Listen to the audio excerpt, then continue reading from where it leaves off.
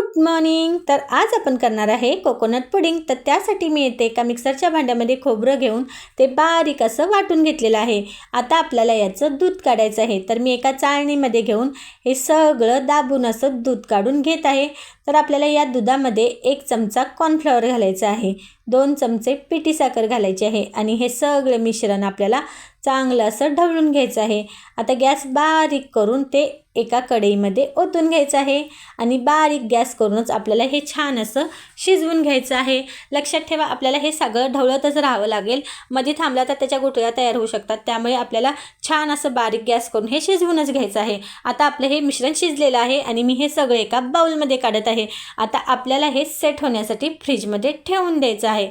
नंतर आपलं हे सेट झाल्यानंतर पुडिंग खाण्यासाठी तयार आहे, तुम्ही बघू शकता। जर तुम्हाला माझा आजचा हा व्हिडिओ आवडला असेल तर प्लीज माझ्या व्हिडिओला लाईक करा, शेअर करा आणि सबस्क्राईब करायला विसरू नका।